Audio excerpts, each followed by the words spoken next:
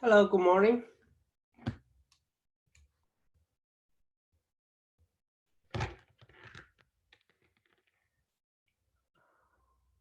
Um,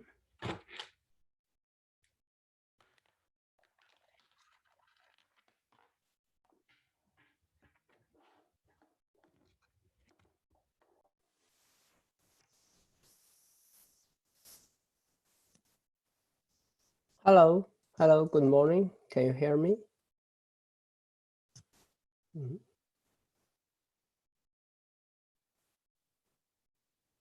Oh, thank you. Yeah, thanks. Got it here.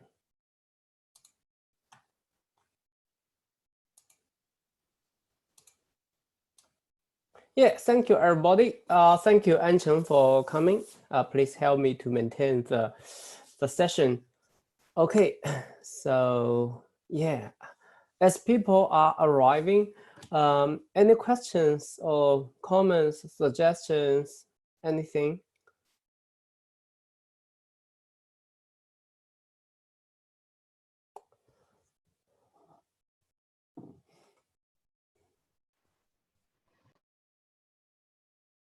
Yeah, if you have questions, you can just speak up.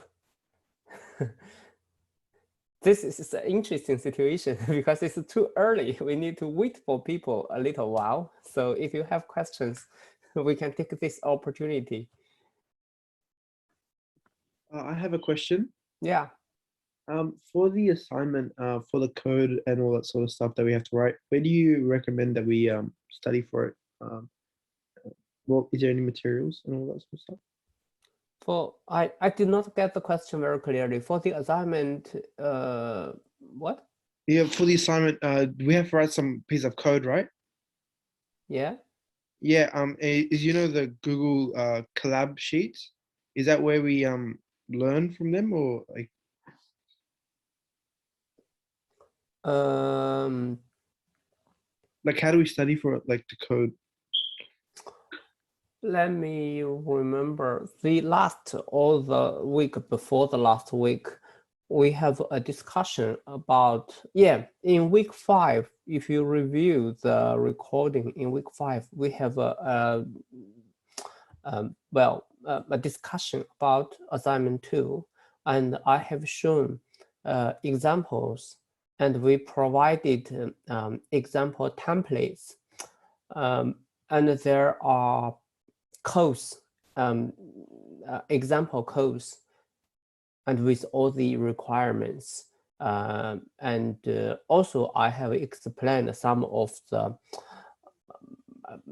rubrics for of that assignment. So if you have been here, from week 4, week 3, week 4, week 5, week 6, for that 4 weeks, we have introduced the 2 basic machine learning models, and you can follow my example there. Well, if you want to implement more advanced machine learning models, you can follow the tutorials in module. Let me have a look. Module, which one? Mod.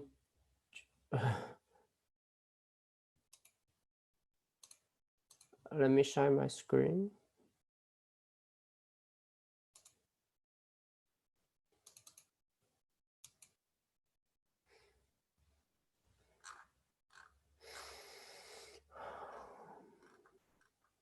Module 5 and module 6, we have the other 2 tutorials. Basically, there are 4 tutorial pages in this subject, from which you probably get more detailed guidance, guidelines to help to assist you to do your own assignment too. This one and this one. Those are 2 more advanced models. And for the perception and decision trees, we have discussed in week 3, 4, 5, 6.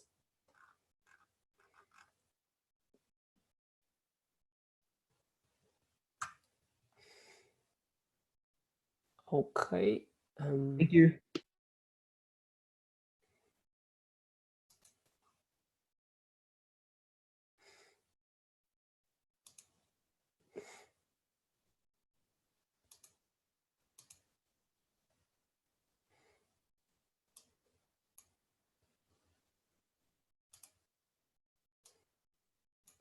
Yeah.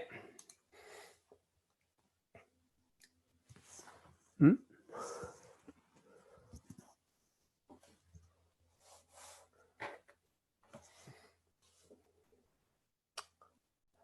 Okay. Yeah, let's start. But you have to excuse me for a few seconds. I need to grab my right pad. Okay.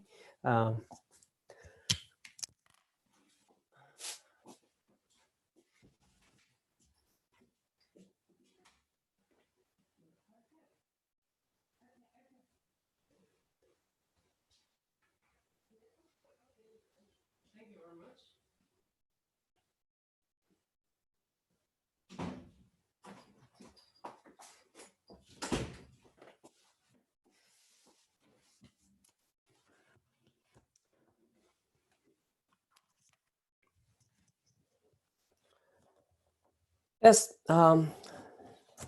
Let's start.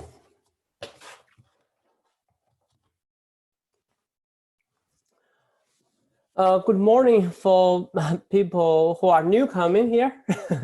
Yeah, and in any event, thank you very much for coming this early again to our subject of machine learning. In today's session, we are mainly doing a review of what we have been, not the small review we have done for every week, slightly more formal review. This is the summarization of the entry point to machine learning. So, okay, let's start from our traditional small review of the big picture. We have already completed 6 sessions. In session 1 and 2, we consider the what and how problem of machine learning. Still waiting for my iPad to synchronize a little bit. Okay, so we consider that as software 2.0, where a machine learn by program itself. Programs itself by learning from data. As long as we have data, we have some belief that there is a trend, or there are some patterns to be learned from the data. By trend or patterns, we mean something that does not apply only to the observed data, but to the unobserved future data. We will touch this in this lecture. Well, we do not have explicit expression of that, though so much so that we want the machine to program themselves. And we have 4 elements in the business. We have data, of course.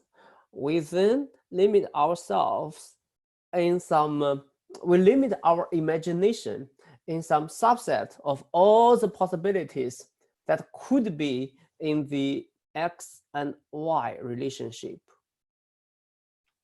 Okay, and we select from our limited hypotheses. By limited, I do not mean the absolute number is limited. I just mean we have some assumption that the relationship must be look something regular, take some specific form in a particular mathematical class, stuff like that. Okay. So when we select one member from this family, we call that the selected hypothesis that handles, that represents the relationship from the part of the data we could observe to the part we would like to predict. In week 3 and week 4, sorry, that selection is according to some criteria loss. We will touch a little bit about this. We have always say, okay, let's take a slightly vague view of loss, but the loss is very important thing. It is a link between the mathematical formulation of the model and the real world. So we touch a little bit about loss today when we are doing the quiz. Well, in the next, we started our first realization of this framework. It is the linear model. Consider data is given in a table and with the target values. And we then think for each of the data sample, there are several numbers of information, which we call data attributes. And we then take the weighted sum of these attributes and arrive a number. And we decide to perform any subsequent task according to this one number. So this is a limiting thought. This limits our imagination from just accept arbitrary relationship between X and Y. We only accept this simplified relationship. The relationship could be described using one number, and this one number is from a simple scheme of take the weighted sum of the data attributes. So, and we adopt a geometric point of view of computing this number. We consider both the weights and a data sample as two arrows or vectors, and this computation corresponding to taking the inner product of the two vectors. And we then develop a geometric point of view of performing learning on the data space. So then in week 5 and week 6, we consider a new family of automatic programming, which is of course referring to machine learning. Well, it is also motivated from a very intuitive origin. We try to consider how about, given the data, we try to reach the conclusion for each data sample by individually by individually examining the data attributes, where you can implement that using if and else, a series of if-else statements. And then we develop a data structure which basically is equivalent to writing if-else statement. However, if we formulate that as a tree-like logical structure, allows information flows within, then the if and else statement can be converted to the tree nodes. By doing so, we are allowed to build automatic procedures which constructs the trees from data automatically without ourselves writing the if and else statements. And we consider this corresponding to test the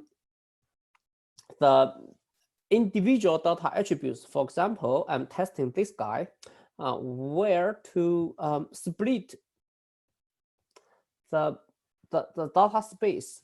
And after the split, maybe I'm now focused on this part. And then I can split here again, or I can change another attribute like here, this one, to cut again.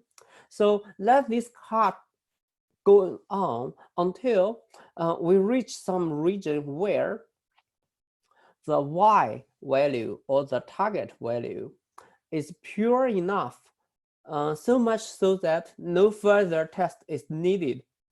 And therefore, we have already arrived at some decision, and this is called decision trees. And we have learned an essential piece of skill or techniques, technology. Well, no, I do not call that technology. A definition of purity here. We have a lot of different kind of purities, but here I introduce a very useful notion, which is from information theory, and the purity of Y is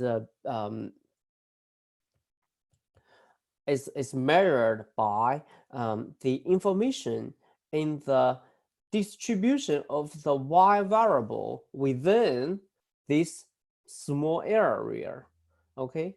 And the information corresponding to, if I take the Y variable here and I want to communicate an outcome of drawing random samples, how many bits I would need to communicate the result of one drawing?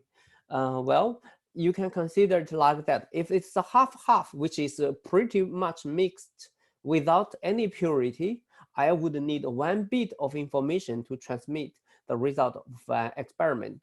On the contrary, if the result is predetermined, like all zeros or all ones, I do not need to communicate at all.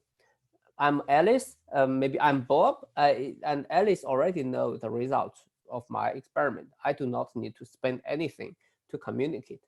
So that is called information entropy of Y. And the automatic construction of the tree is corresponding to, we try when at each step, for example, if the focus is here, we try to have a look at different possibilities of cut. Like if I'm cutting here, if I'm cutting here, I'm drawing the candidate's cut, not the final cut in different color. Or if I cut here or cut here, I'm considering the different possibilities of cut, so that after one cut, the two parts will have the weighted purity maximized, or the weighted uncertainty minimized, whatever. Okay, so yeah, so far we have discussed what we have learned with some more recent study with a little bit more detail. Okay, and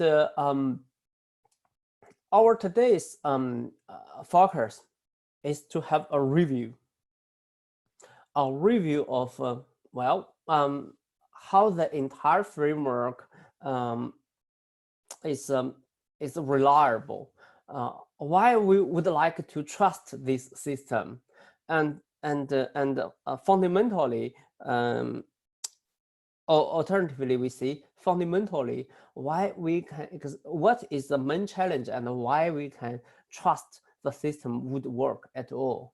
Okay, are we well motivated to go on?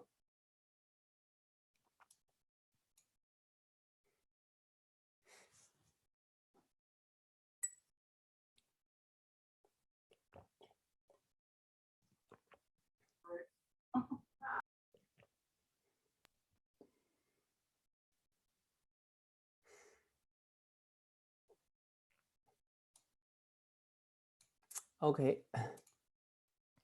just stop share pulling. That's good. Yeah. So today, excuse me.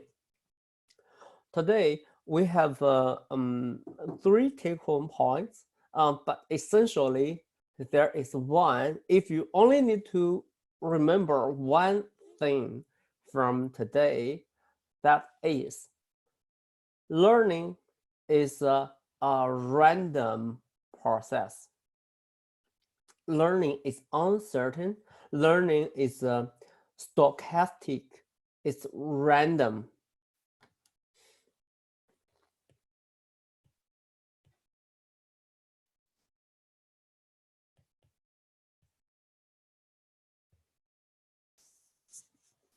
Okay.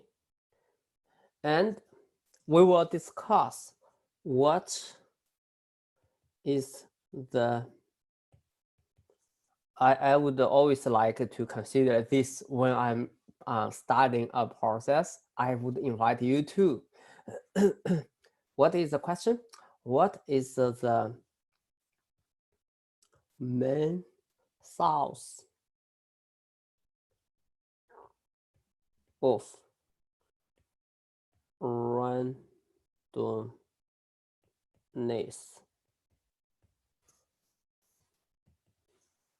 Alternatively, you can call that stochasticity.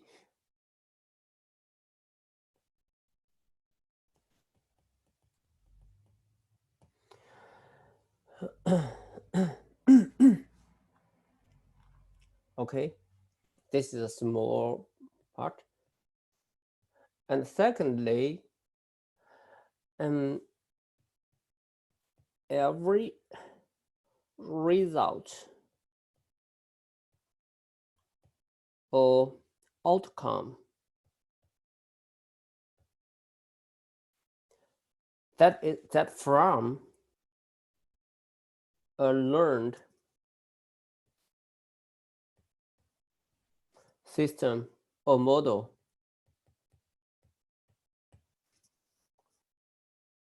is random. So that is logical, right? Learning itself is a random business, and anything you can conclude from the learned system is random. We shouldn't have problem about this. Okay. So, and then second, we consider one vital such outcome.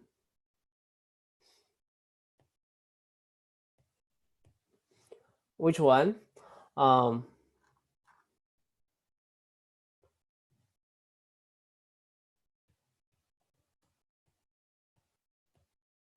Error rate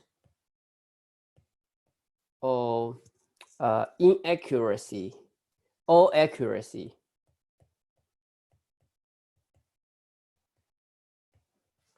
Or we can, there is a specific term for that, risk.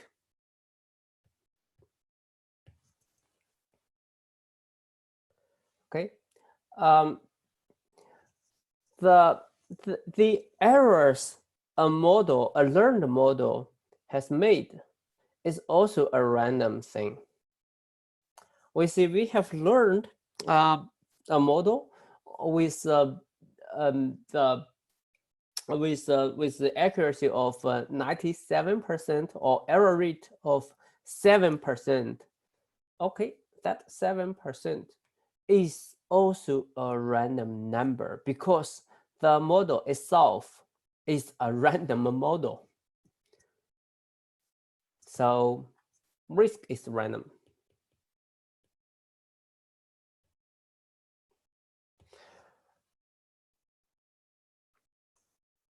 So this is the second take-home point, but as you can see, this is derived from the first one.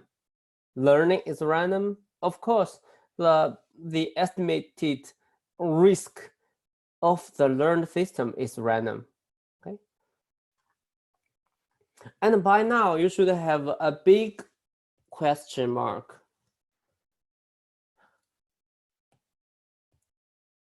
Can we trust learning or learned system at all?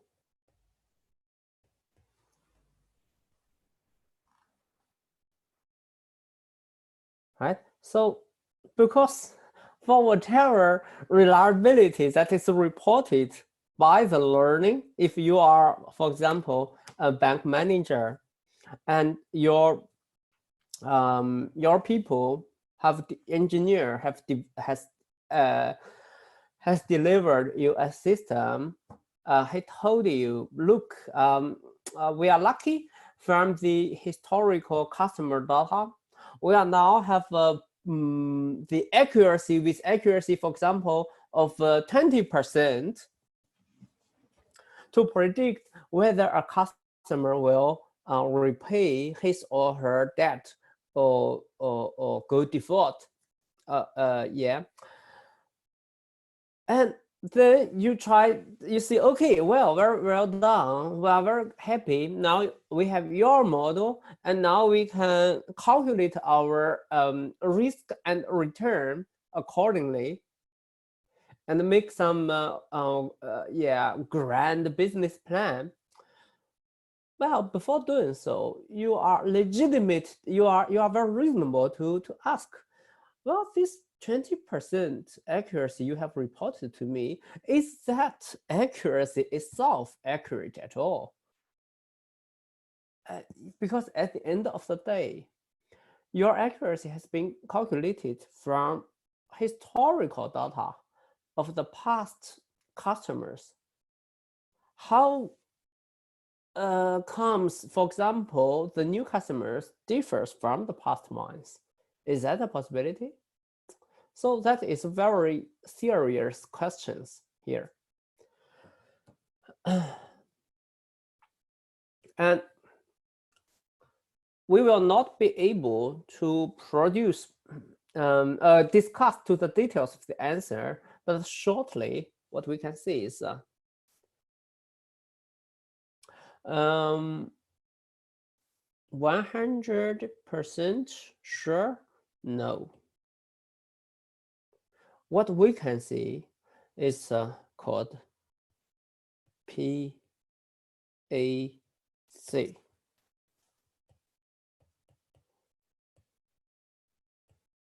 Probably,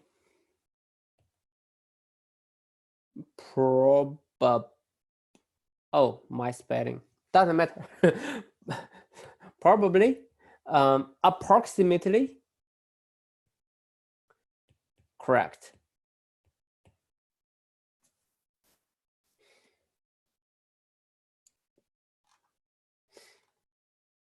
Okay, let's start our discussion. First, learning is random. Okay, well, I just show you the fact maybe that, and then I will let you to reckon where is the main source of randomness. Okay, so this notebook is given here. But for this discussion here, in today, we are not very much focused on the hands-on experience, but mainly for your understanding. So you are free to go with me or not go with me. It's okay. They does not matter too much. I recommend you to focus on the discussion itself. So, sorry.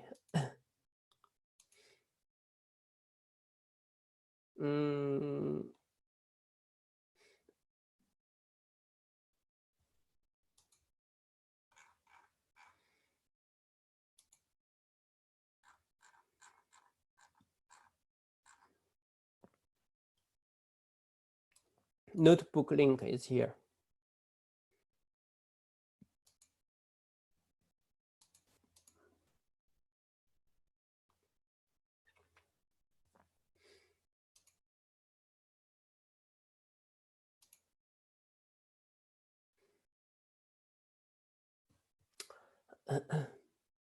helpers.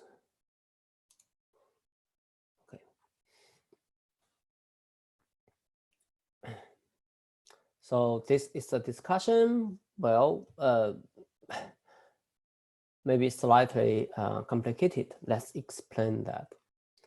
What I'm doing is that I'm doing a training, but not a traditional training. So what I'm doing is something here. I'm showing you. I will take a subsample of my training samples.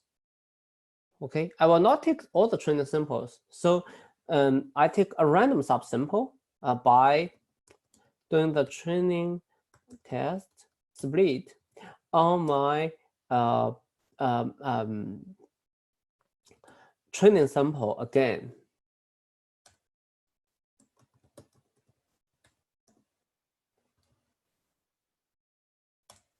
Okay. And I will take maybe a small portion of that. So I will say maybe test size to be 0.9. Sorry about that. Then I will take only 10% of the original training set as the training. So I'm take X subset and I will throw away the rest. So I do not worry about that. I don't take the so-called test set because I just use, this is just the name of this function, but basically I'm just take a subsample here, okay?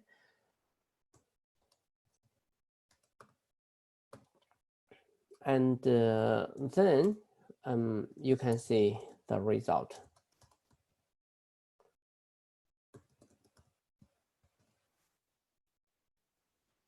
There is only 7 samples. Okay, if I plot that,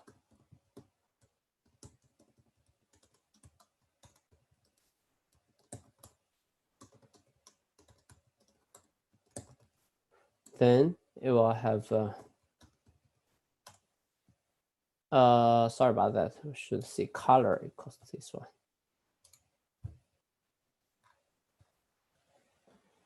So this is of course from our old friend Aristotle. If I do this again, you can accept that the samples will not be the same, right? Oh, this time seems to be very unfortunate. We get only the samples of one side. Okay, so you get the idea. Maybe I make 50% of the training samples. What I'm doing is I'm doing this, and then I will train a logistic regression model on the subsample, and I do this for multiple times. This does not matter too much. This is just because I want the result to be a little bit the same from class to class, so it won't give me too much surprise. It does not matter. Okay, the variable I here is basically useless. I can use anything here, like if I'm putting I here, what? Okay, and I remove this altogether, it's okay, but just for my convenience. So let's try.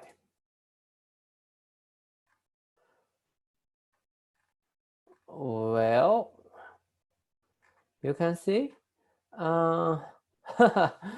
that's interesting.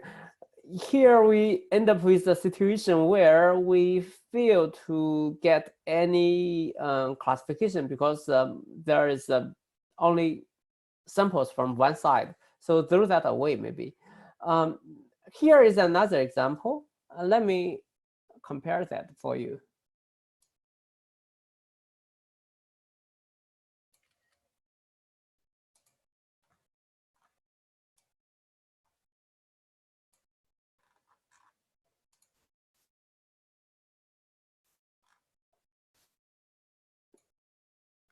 Okay, so this is a data space, and the classification boundary represent the model we have learned now.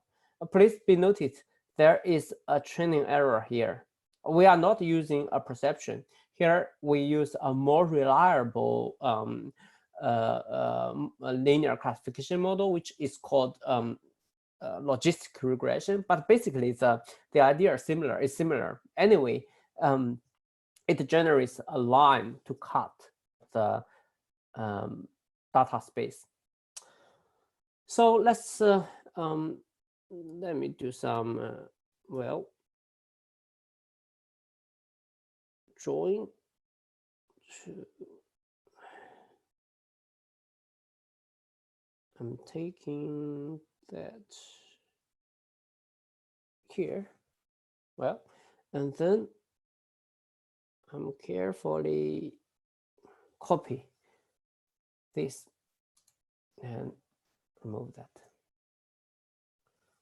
Okay, you can see.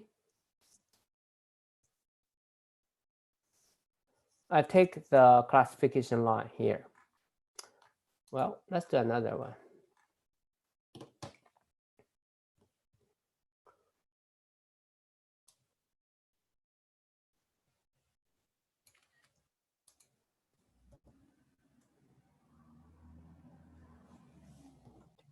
Right? So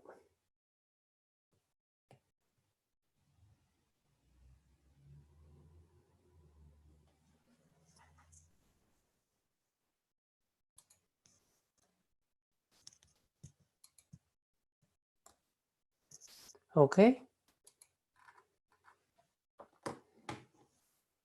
Here is yet another one.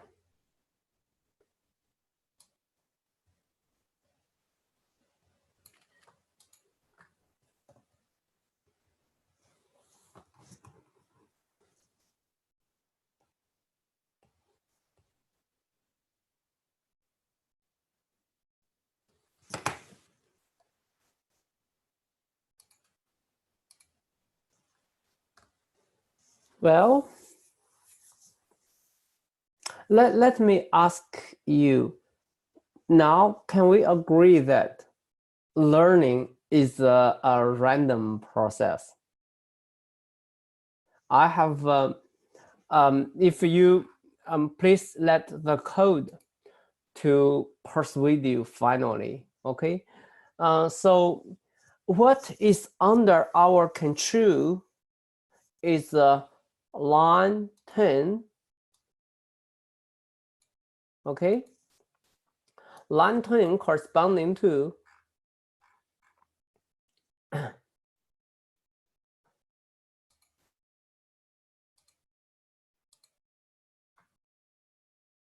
this line.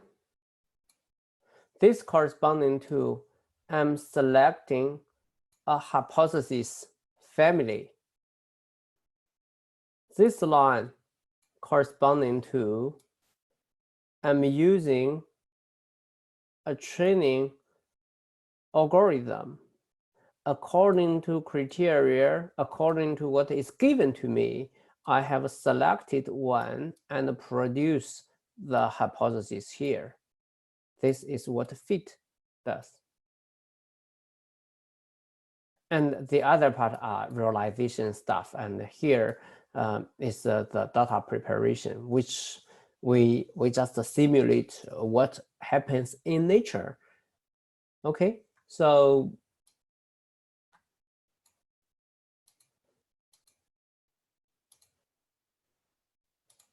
for this part, this is not out of our control. This is a black box. This will result this, and that is corresponding to the input of the training, okay, and of the learning. The learning corresponding to only these two steps.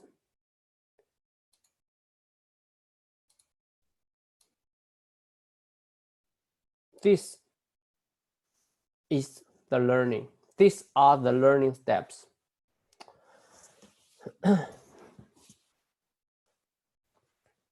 Okay.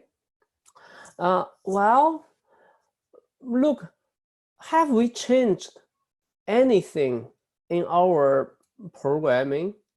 Have we changed anything in how the model fit?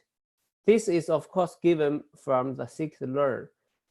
It looks we didn't do anything about our learning method. We didn't do anything changing our learning family, the learning model family. Okay, we didn't change any code in the scikit-learn. Then, where does this randomness comes from? This guy.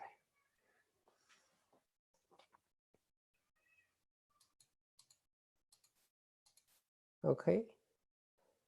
So I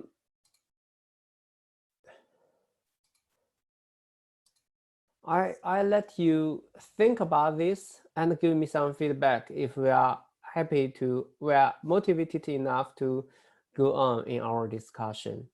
Where does the randomness comes from? If you have idea, you can speak up, or alternatively, you can put in the chat box.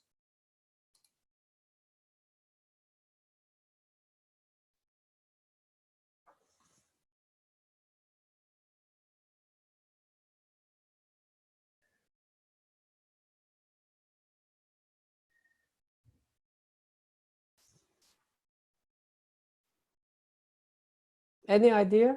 Where the uncertainty in the learning process comes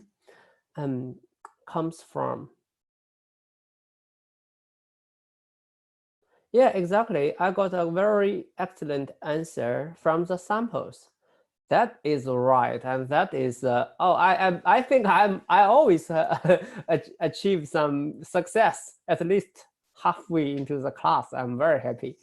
So we are very well motivated. Yes, exactly. the uncertainty from the fact that, remember, we have repeatedly see this, but we haven't do some focus emphasize. Maybe you have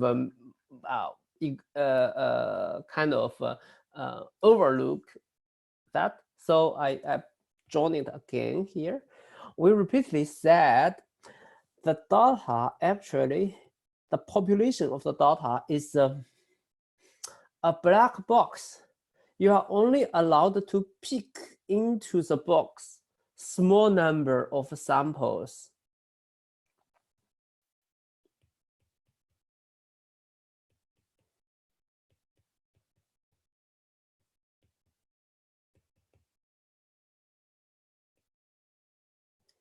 For example, n samples. Okay, but to the fact that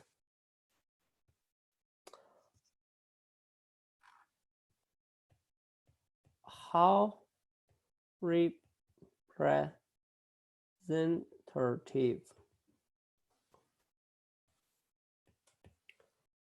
are those samples, this is purely according to luck. Okay, so that is the fundamental stochasticity or randomness in learning. Okay, in the next, I will invite you to simplify the things.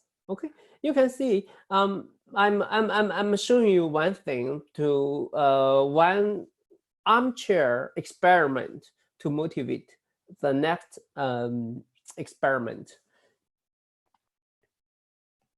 Consider this guy.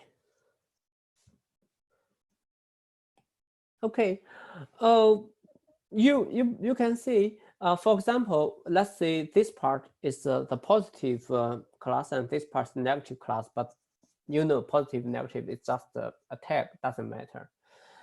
What matters is, okay, according to this round of learning, the rainbow is what? Let's have a look. Negative, right? And according to this round of learning, the rainbow is positive, right? The rainbow is on this side, on the positive side of the red boundary.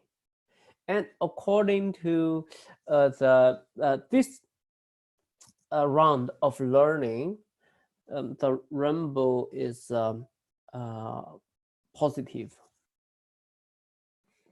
Okay, and you can see it's on the negative side of this.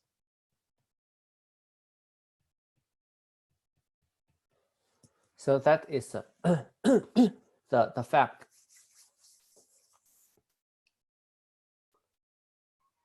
Okay, and please be appreciating this fact. Rainbow is generally the rainbow. Sorry, the rainbow is generally not something you have observed. I just randomly pick up a location in the, it is in the X space, right? So if you take this X1 rainbow, okay, you then take this say X2 rainbow. Okay, now you can imagine there could be an iris flower when you measure its dimension. It happened to have X1 rainbow here and X2 rainbow here. Okay, so basically this is said, if you take some random flowers to learn your system, and for some flowers that you haven't observed, but you possibly in future could observe in the field, the result is random. Okay. Then we can take a statement that the prediction on a test sample is a random result given the entire learning process fixed with a fixed learning process, but the result on a test sample is random, and the randomness is from the fact that the training samples are randomly taken from the data population.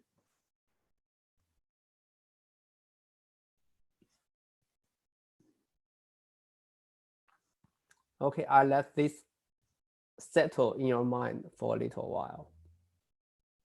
Look at the chat box.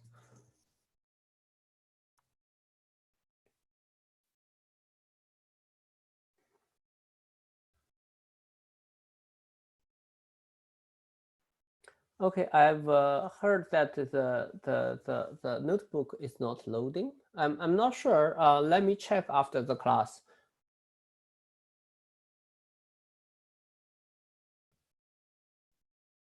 I haven't used anything from the Google Drive. Oh, sorry, but probably maybe the notebook itself from the Google Drive. But in any case, let me fix that after the class. Maybe I haven't set the, yeah. Anyone can on the internet with the link can view. So I can copy that. I put the link into the chat box to see if that helps. Okay. If it doesn't, I will let's talk after the class. Okay, I hope now we all accept the fact that the result of learning, when you take even any aspect, you try to take any outcome of the learning, the outcome is a random outcome, and the randomness is from the fact that the training samples are randomly taken from the data population. Now let's investigate a simpler setup. Okay, the setup is simpler. However, the result is then subject to a slightly more sophisticated analysis. Okay, so let's try to remove the learning at all. We don't do learning. We just estimate a quantity from the random samples, and let us investigate how much randomness we are expect from the group of random samples. Okay, which means previously we set up the loss, set up the algorithm, set up a candidate set, and everything here is fixed, and we given the samples is given to this fixed result, which produce a random hypothesis, and this random hypothesis applied to the fixed rainbow set, rainbow sample, which produce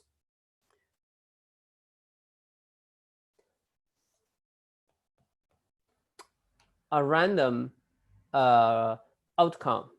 So with all this process, we get a random estimation from the random input. And what we are doing now is, okay, let's remove all the, sorry, not like that. Let's remove all these intermediate steps. We directly do some estimation from the random sample. Okay, we can do this, right? Now let's take the random samples of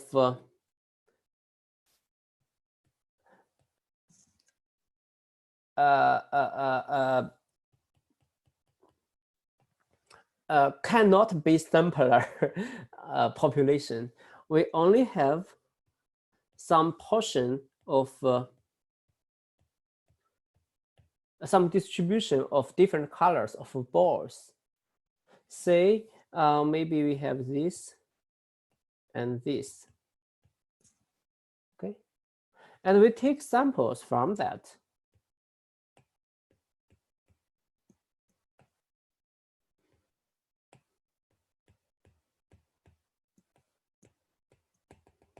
So on and so forth.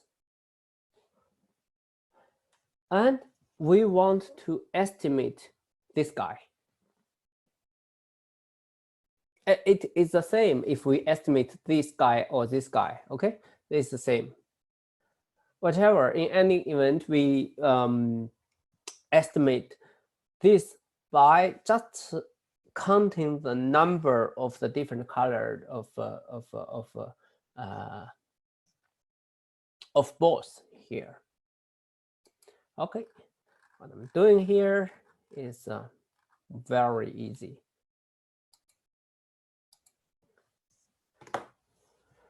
To generate different colors of balls, I would use a functionality in the NumPy random library.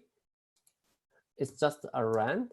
So if I'm running this, I get random numbers from zeros to ones. Sorry, from 0 to 1.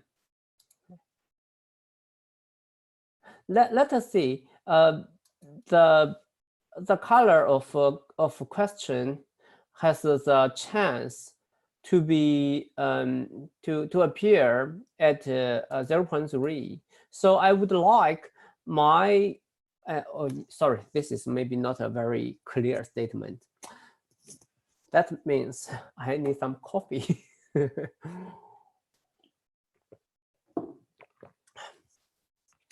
I use an equivalent setup, but easier to understood.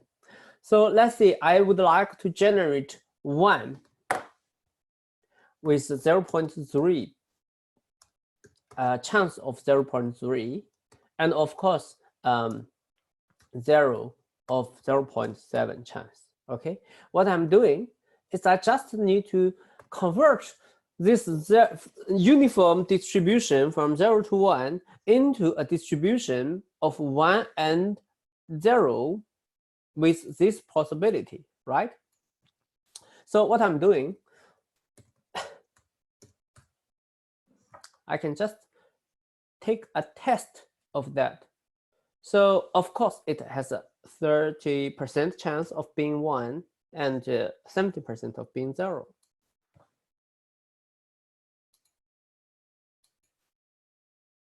Okay, I can convert that, the true and false, into an integer. So now I have 3 and 1. And of course, we don't only have one training sample, we have multiple ones. So how about let's take a few of them. So what I'm doing is make list of that. Okay, you just use a square of the square of bracket. Sorry, a pair of square bracket. Then you get this. This is of course a very boring list. I can do multiple times.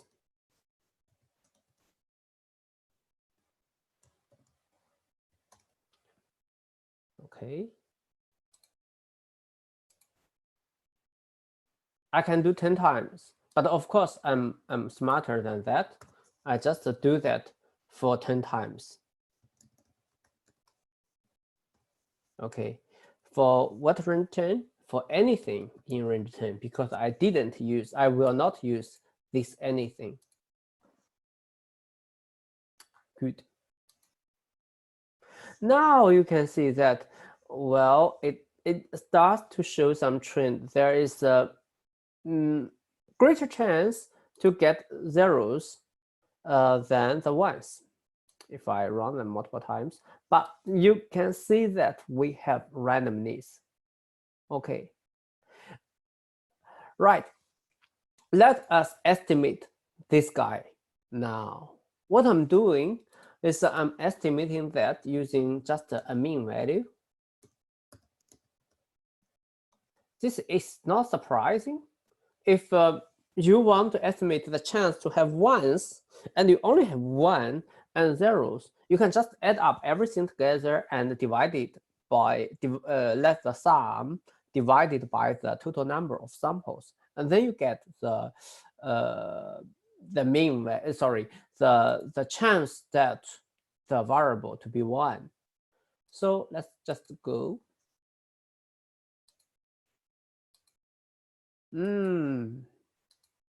Okay. Now, can you appreciate that? When we try to do a very simple estimation here, by just considering a simple distribution and take the straightforward estimation of some value for which, just for this toy example, for which we know is true value, and we can appreciate that our estimation is random. Okay, this is of course not the, it's just an imaginary situation for which we know the true value for sure, but that is not real. In real world, this is always a black box. Here we create the black box and play a godlike, omniscient point of view, and we know this 0.3, and we can now see that the estimated value is not always 0.3. Okay. Well, all this is just to do the preparation like this one. However, as I said, I set up a seed of the random generator to get the result no less random but repeatable. Okay, so this is basically what I'm doing up there. Okay, then you can see for each time we have a different estimation, and the next natural question to ask is how confident I could be about this estimation. I'm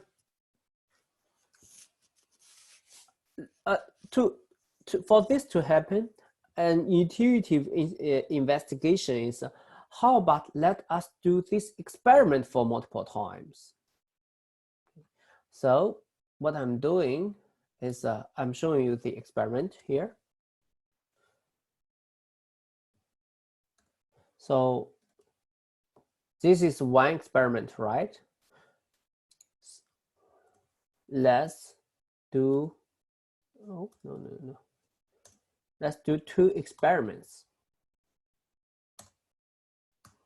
Multiple experiment. So I copy this. Now we have 3 experiments. Okay. So of course, just as what we have done before, we do not need to repeat everything for multiple times. Then we just for underscore in range, maybe 5.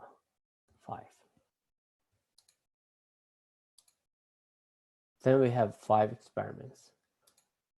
We can do 50.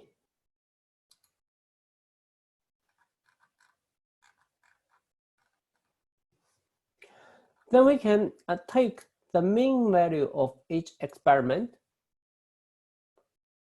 and investigate, because the individual outcome is basically not very much interesting. What interesting is the collective behavior of the samples in one experiment, and we want to look at how they collectively the estimation of the parameter which has been estimated collectively from the outcomes from this experiment, how that behaves. So how that behaves. So let's take the NumPy mean value of this.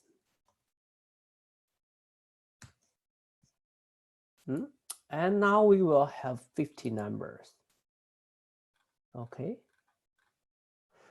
These 50 numbers will tell us something.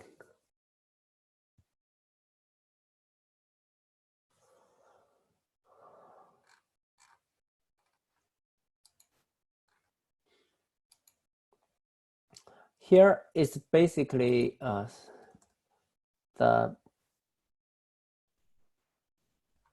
is that? Sorry. Here is basically what I have done. Just I give variable names, and then I will visualize the distribution of the estimated parameter.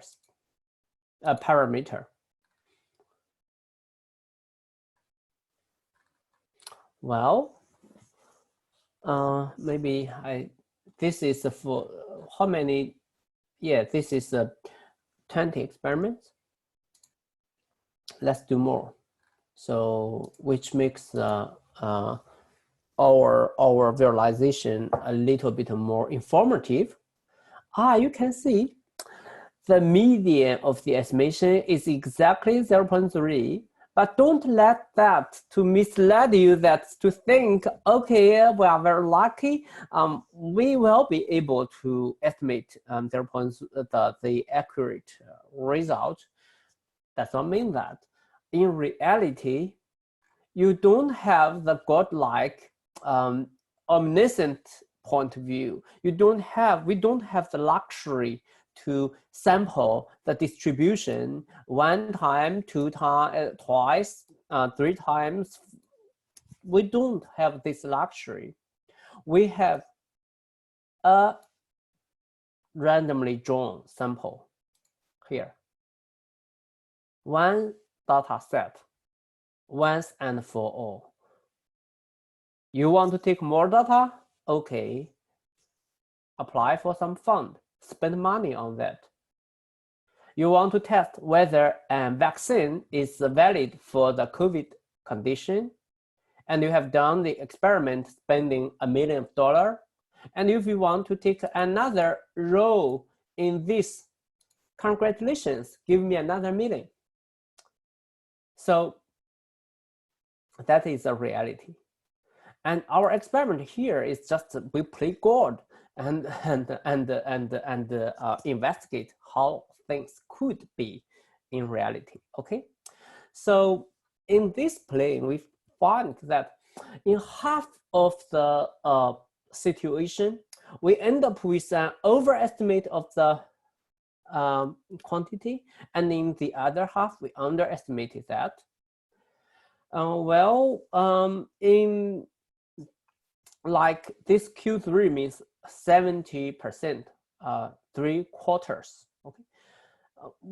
Okay, then from this is in 50% of the experiment we have an estimation greater than 3, and in 75% that is less than 0.4, which means the majority of the estimation, not the majority, but a significant portion of the estimation is from 0.2 to 0.4.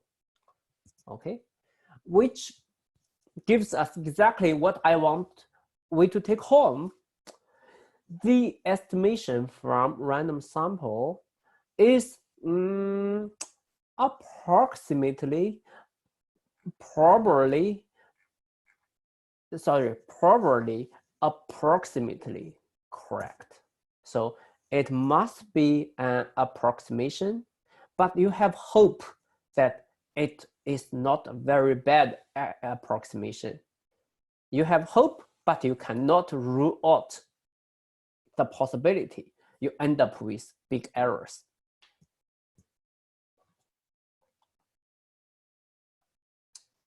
Okay.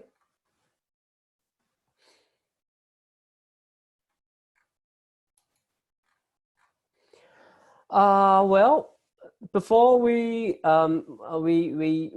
pull again, here is an obvious method to increase. Well, you can see to increase the probability, the confidence, or increase the approximation. Either way, approximation, either way is okay. That is to use more samples. Now you can see that although the shape looks the same, but look at those numbers. Okay. So maybe if you take even more, now we have 100,000 samples for each experiment.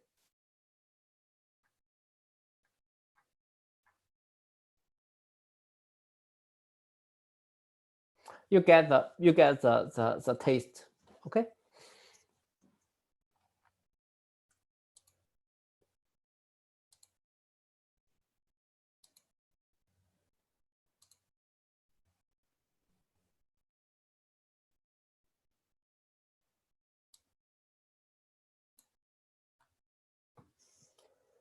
Yeah, this time I think more people need some time to think that.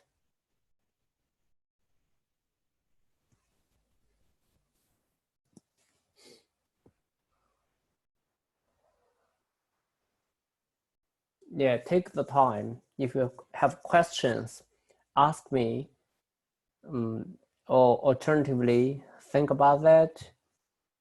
Take a scratch paper, write, draw some pictures. Yeah, let this idea settle.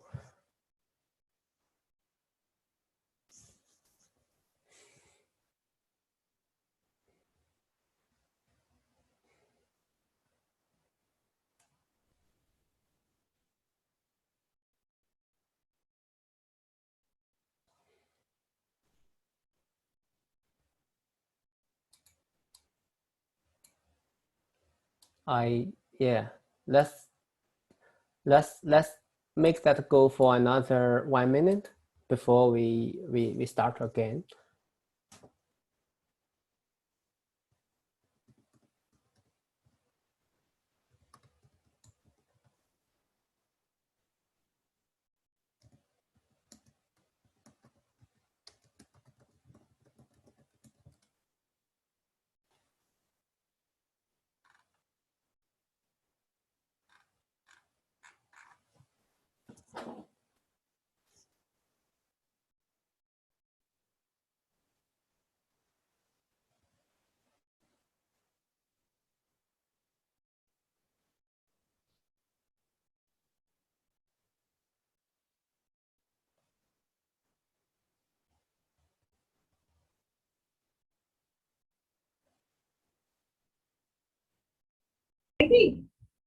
Yeah.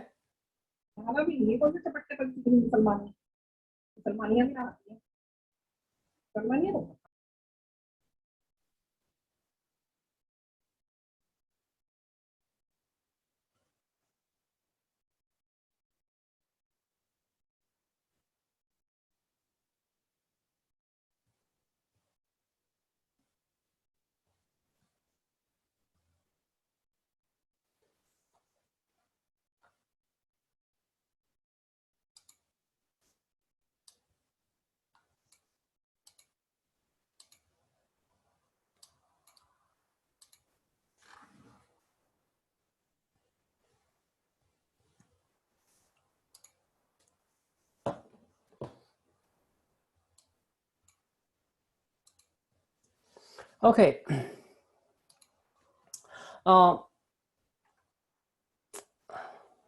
I think many people have now get some idea about that. So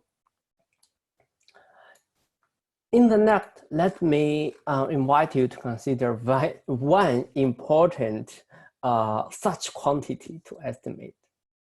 Okay, so let me copy my black box here. I just manually copy that. Consider we have a jar, and in this jar we have the above mentioned different colors, different colored samples. Okay. What is important is I'd like to invite you to consider the color is corresponding to for some given hypothesis, and a ball corresponding to some X, a sample of X, and the color represent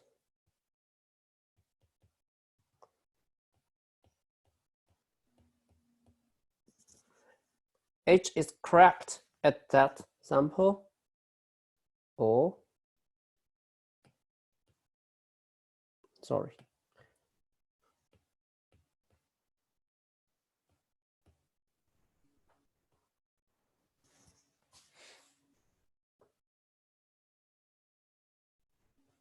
Okay. Given X, given H,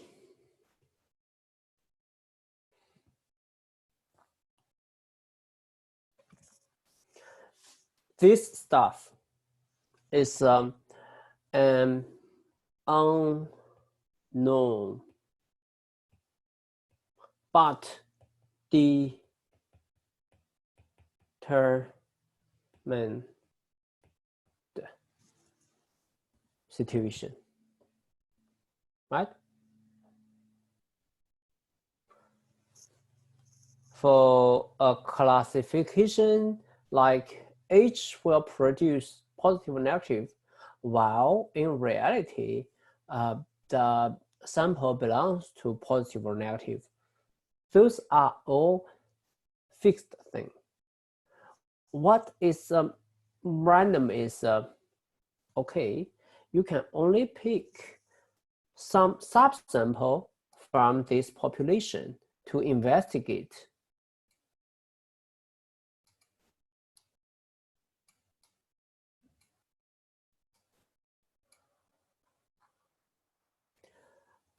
Sometimes we may have a sample of this.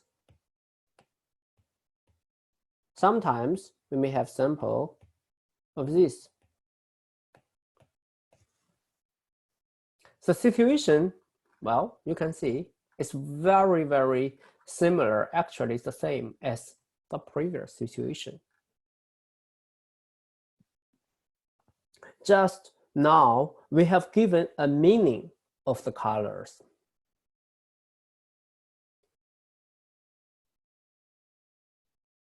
Right?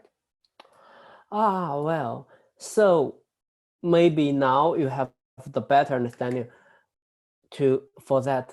Okay, the training risk, where we have put it. No.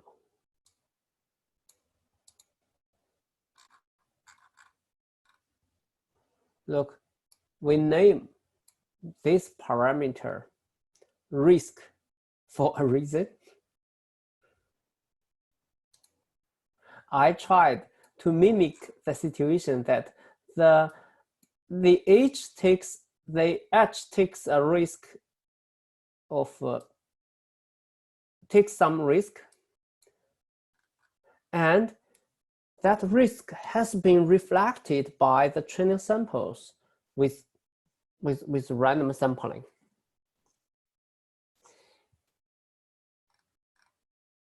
Okay. So now let's consider, well, how much error H has been made in the training samples as a quantity E in H training sample data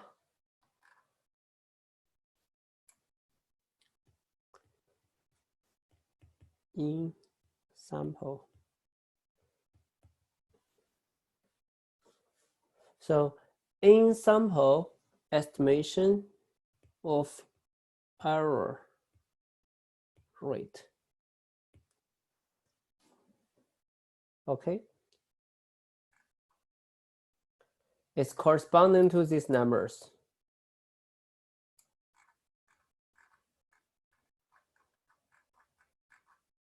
In sample estimation of error rate.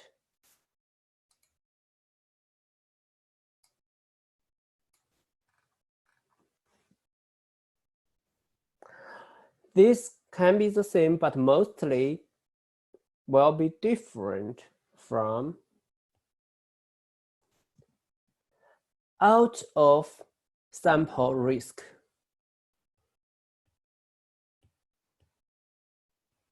Out means this hasn't been seen in the samples. This can be the rainbow guy here. The result here is random. because of, sorry, this is not exactly the same situation. This is to show the result here is random. But what I'm showing is, well, given the random samples, these same samples, the estimation of whether the H has been making errors on this situation is given, but unknown. So it's out of sample error.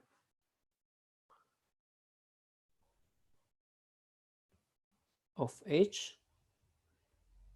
So these are two different things. Okay. This can be understood in this situation here. The out of this sample black box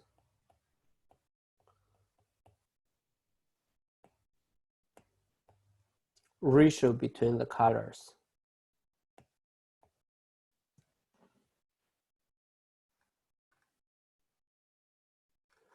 Okay. So what do we want?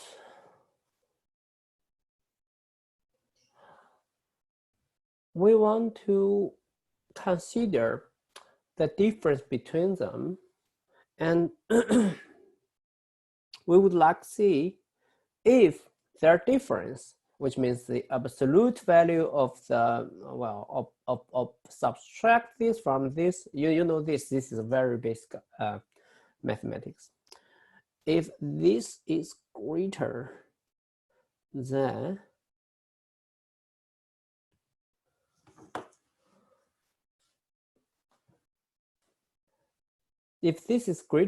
some predetermined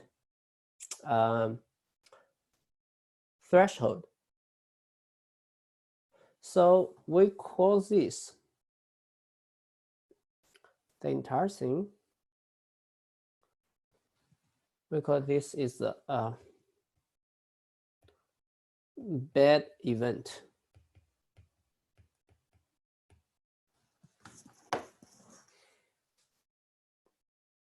Okay, we do that slowly. This is bad. Why this is bad? Because for the hypothesis, it's training error, which is the only thing we know in reality. Because this guy is unknown, please be aware that this is unknown. So this is the only known thing to us. So the only known thing to us is different from the unknown but important thing. Exceeding, and the difference is exceeding a threshold, which means what is known is wrong. So this is a bad event.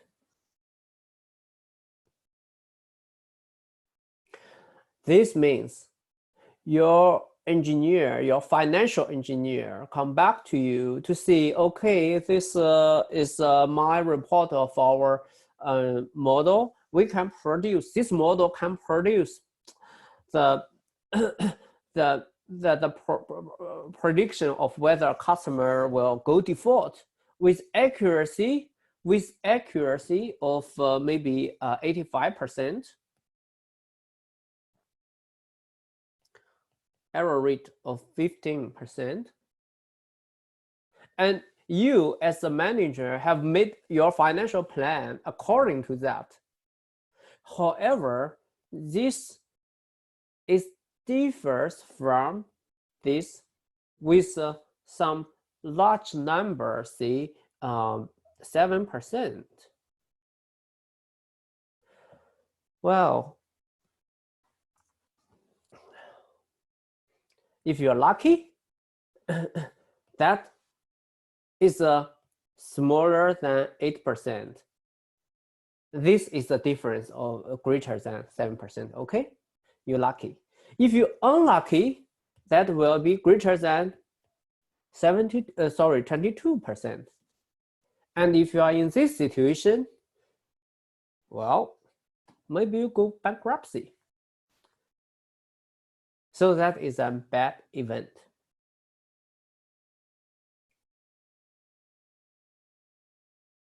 Okay, so unfortunately, what do we have is we have the probability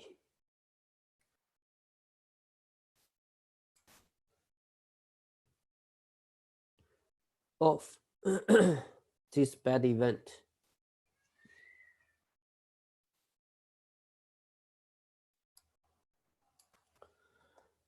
Is limited.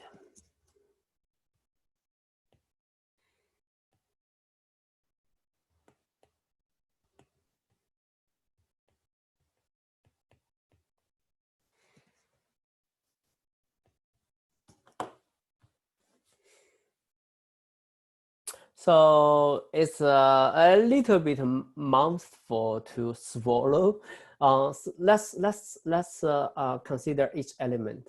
First, what? I now understand that this is a bad event, but the probability, you say this is probability, but probability with respect to what? Well, why there is a probability to this event?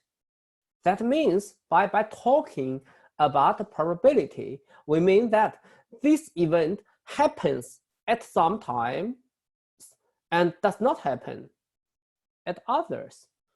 So what are the sometimes and other times comes from? Well, the possibility is this guy is a random guy. This guy is estimated here. And that is why we start from the beginning of this lecture. It is very important to understand everything in learning, including the estimation of how well my learned system, the evaluation of my learning system. This evaluation is also a random variable. And the randomness comes from the fact that from the beginning, the input of the learning is drawn randomly from the sample.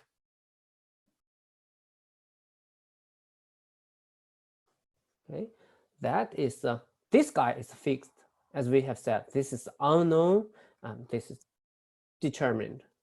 However, this is not unknown. So this is random. Okay, and this can be computed. We computed a random event. Sorry, we computed a random quantity and the event of whether this is a different from this is a random event. Probability.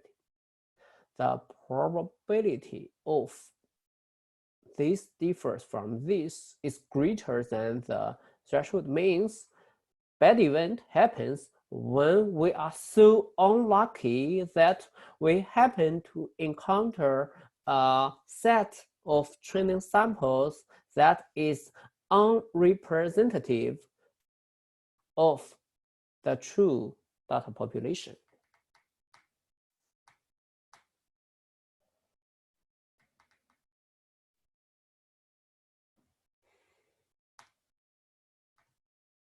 Okay, that think, that settle.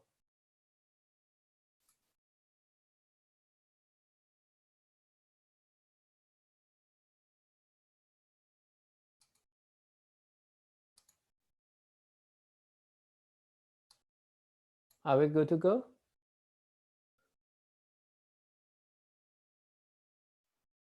Okay, that is very good.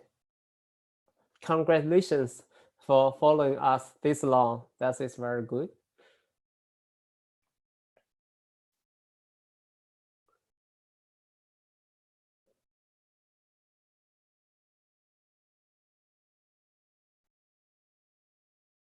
So if you have questions, ask me, okay? Now, go to the other part of the inequality. This bad event happens only with the probability of this. Okay, let's concentrate on the essential thing. We magically remove this. Don't worry about that. Mathematical details. Don't worry about that. Details. Epsilon. Well, you can determine that. Say 7%. Okay, then just put a 7% here and remove that. That becomes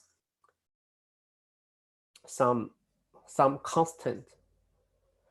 The mathematically essential thing is only this.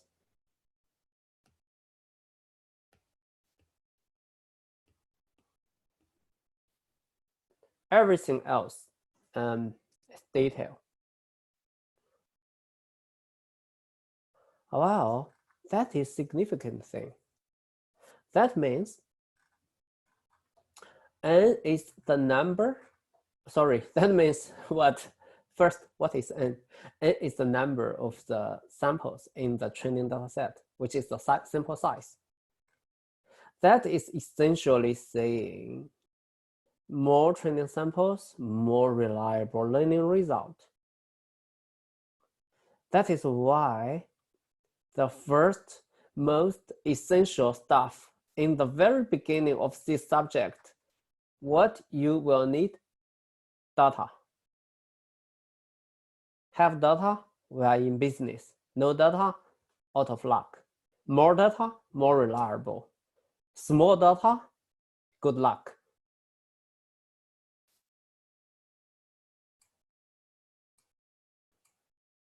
Okay.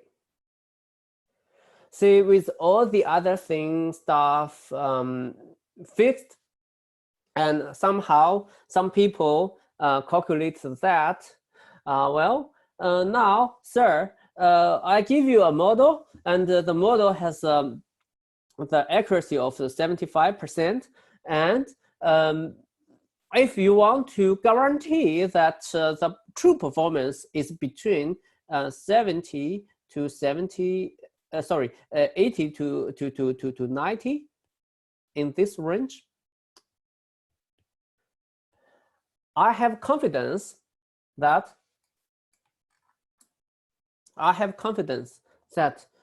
in 99% of the situation, my confidence of the performance is in this range is 99%. You say, no. I'm running a huge bank. If I fall, I will create a Wall Street situation. I'm too big to fall. 99 is not good for me. I need 99.99%. Okay, we will try to avoid another financial crisis. So you see, easy, sir. Let me do that again. Then you please provide me. Previously, you have 1,000 customer, and I have calculated everything from this. Now you just need to increase the customer twice. Now you have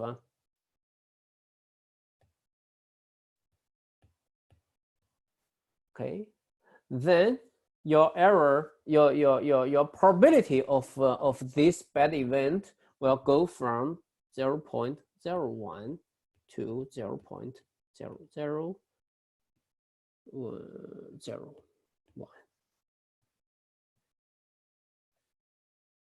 Okay.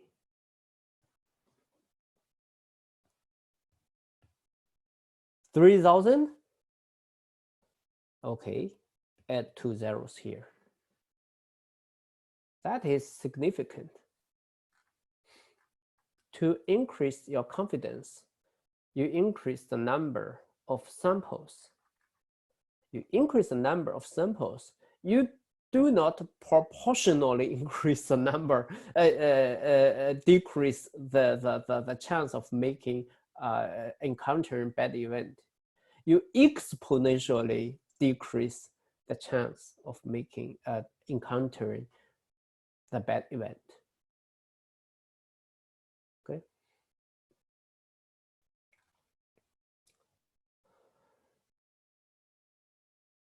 So let us think for a while.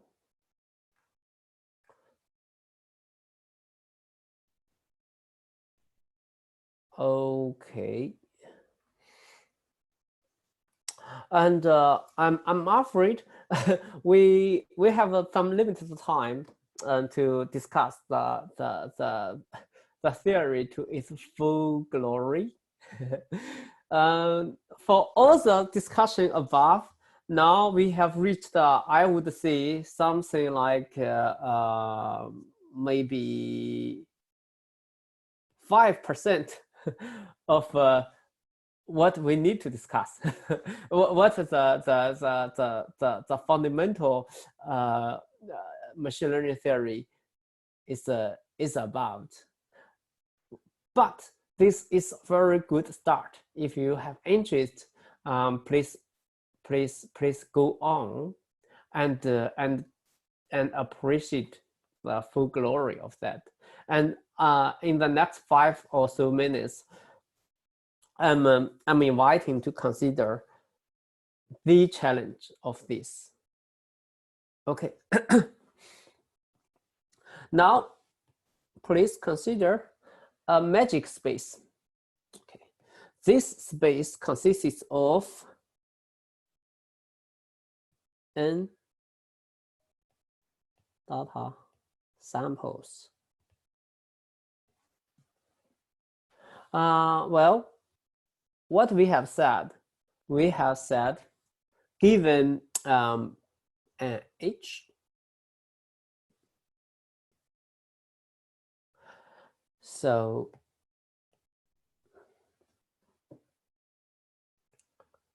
given an h, taking n samples, remember each dot in this space represent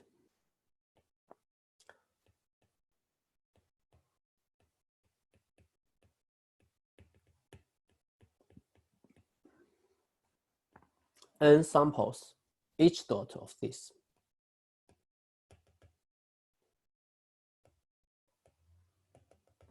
Okay, it does not matter if the individual sample itself appears in more than one set, but anyway, each member in this magic space represent n data samples.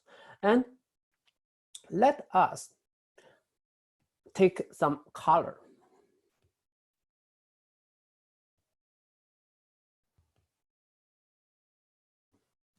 I would say, okay, let the blue color represent those unfortunate events for this hypothesis, which means I'm taking n samples. In most of the cases, I'm lucky, unless I unfortunately hit one sample from the blue color area, then I will encounter a bad event. And the theorem above says, well, if you increase n, which means if you change space here, the area represented by those blue or bad events shrink with respect to the total area here so quickly that you can ignore them. But the unfortunate thing is, this is for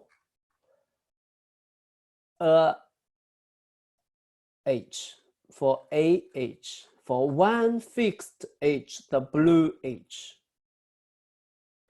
While in learning, you consider a family of h. So if you have another h, see, a red h, then you could have another family of red, unfortunate, unrepresentative samples. If you have maybe a blue edge, you will have a blue, unfortunate, unrepresentative data sets. So when you have a lot of edge in your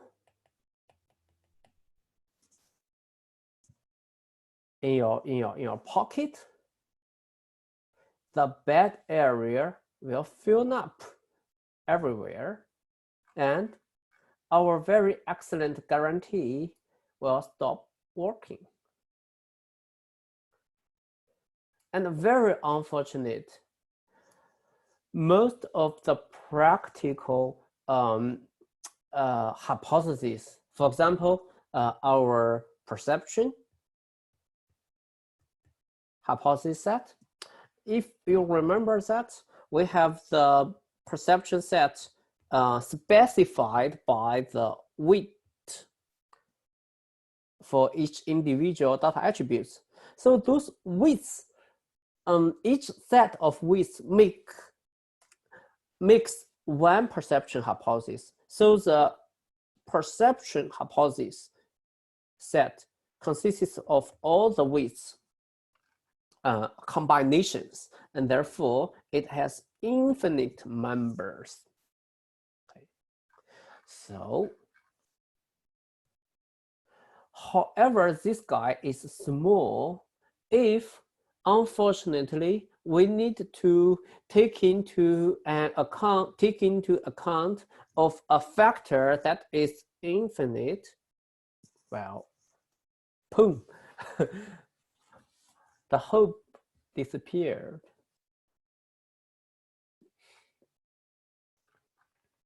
But the significant advance is here. Well, very clever people have found that this guy is unknown, okay, and this event is difficult to directly assess. However, we have an alternative. What then? It says, if this guy is different from the true underlying rate so much, we will probably have a delegate event. That event is similarly bad as this one when this happens. Basically, those two events are connected, linked, a linked event.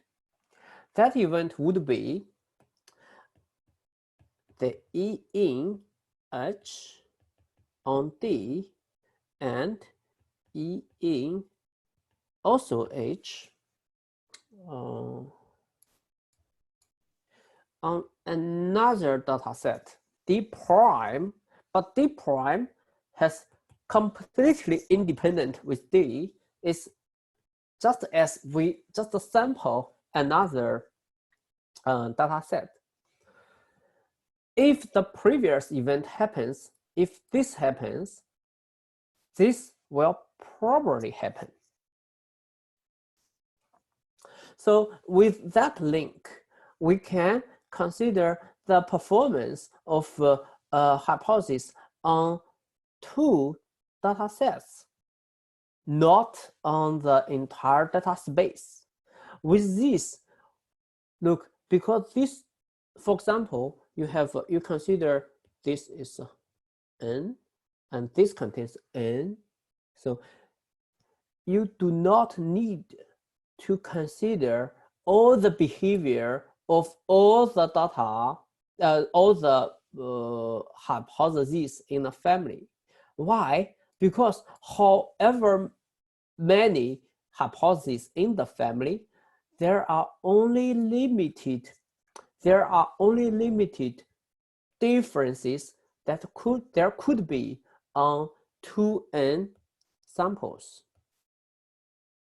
Why? If 2n is 2, you can only have the different behavior of 0, 0, 0, 1, 1, 0, 1, 1. That are all the possibilities. If 2n is 4, you have 16 possibilities.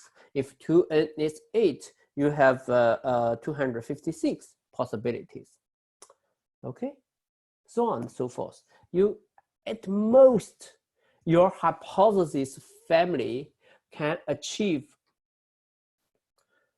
2 to the power of 2n, this many different behavior in this event,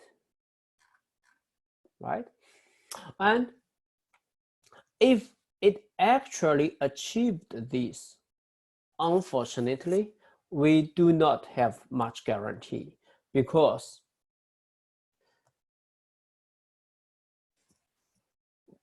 here you have an exponentially decreasing chance of making back event times and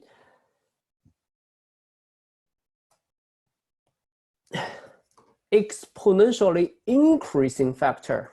So we do not have much guarantee. However, when at some point your hypothesis family failed to produce all the possibilities, I give you example.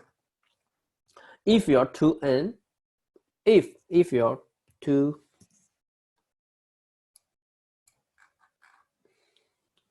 n is 4, okay, let's consider a 4 and the data is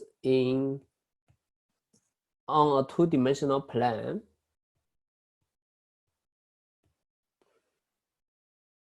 For this, and we consider our perception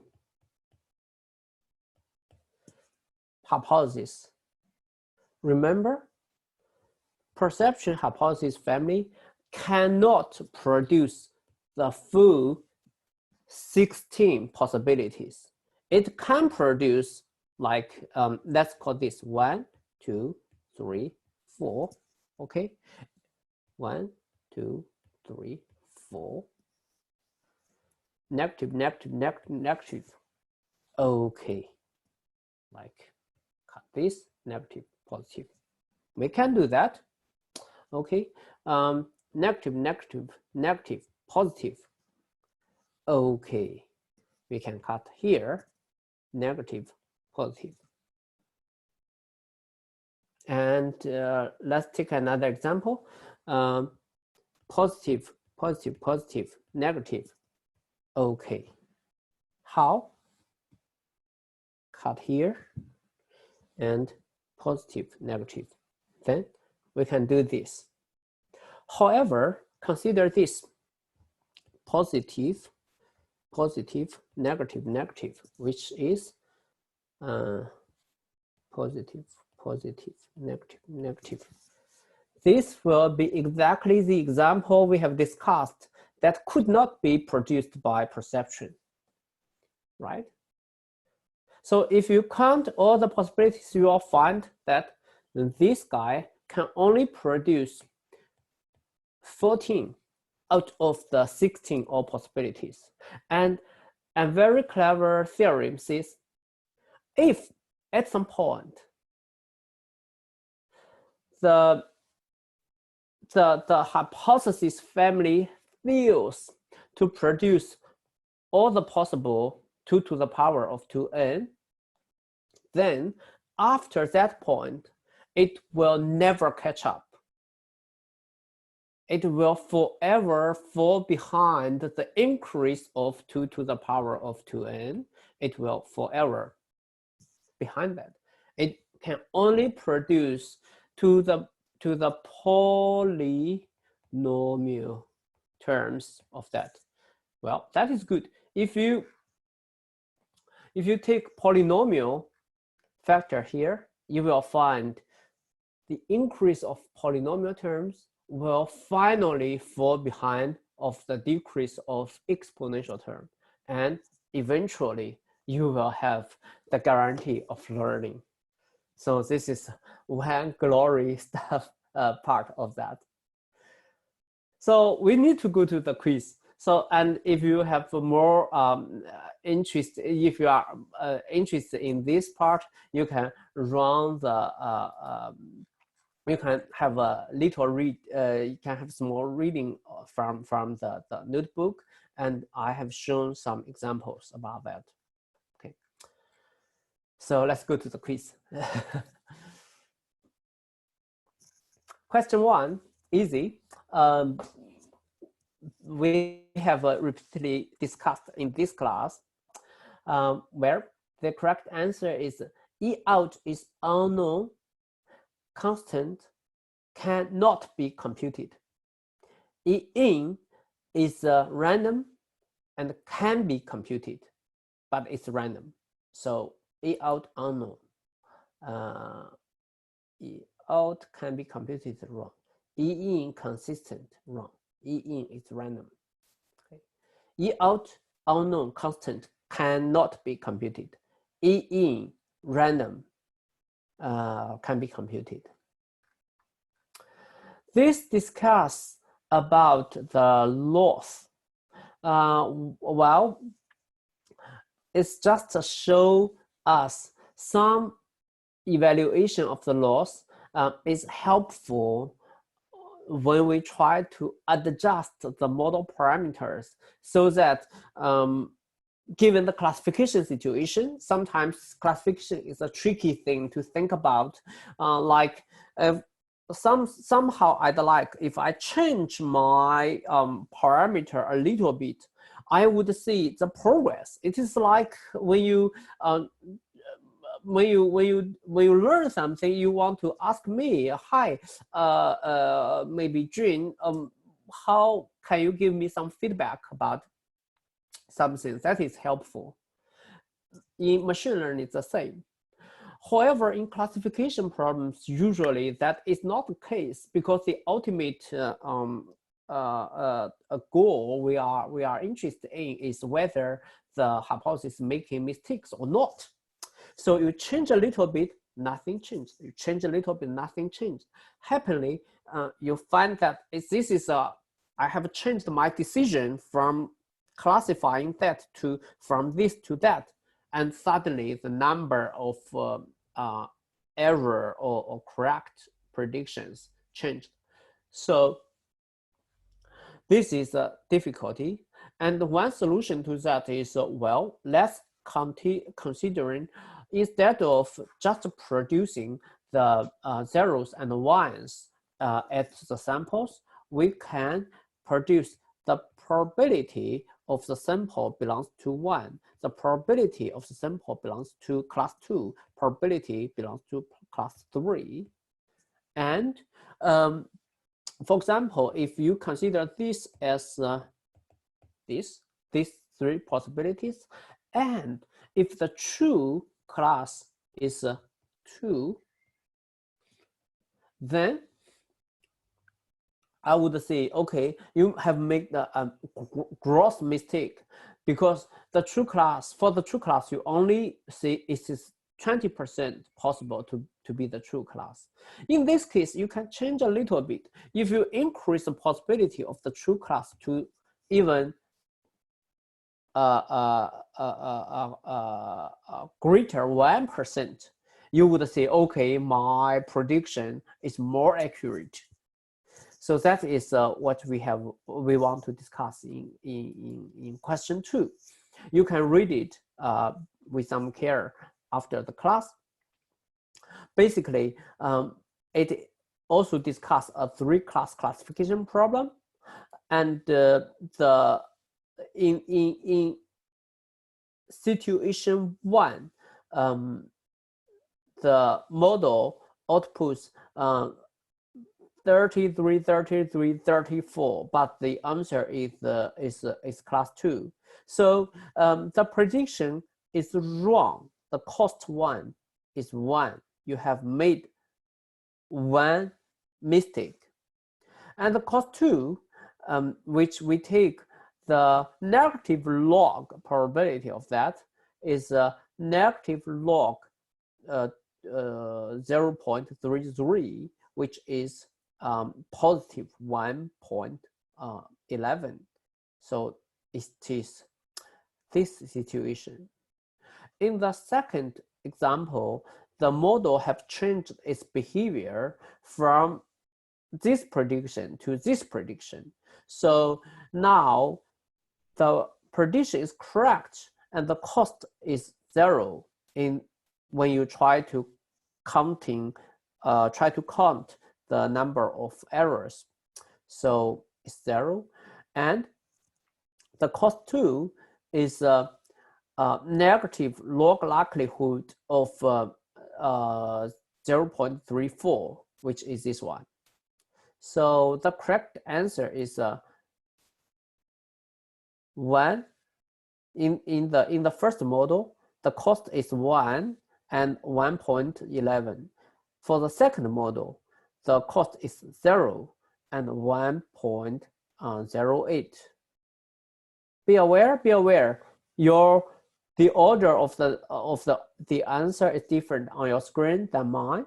Okay, so record that. 1, 1.11, 0, 1.8. Question 3 discuss some of the more generic situation. That means in practice,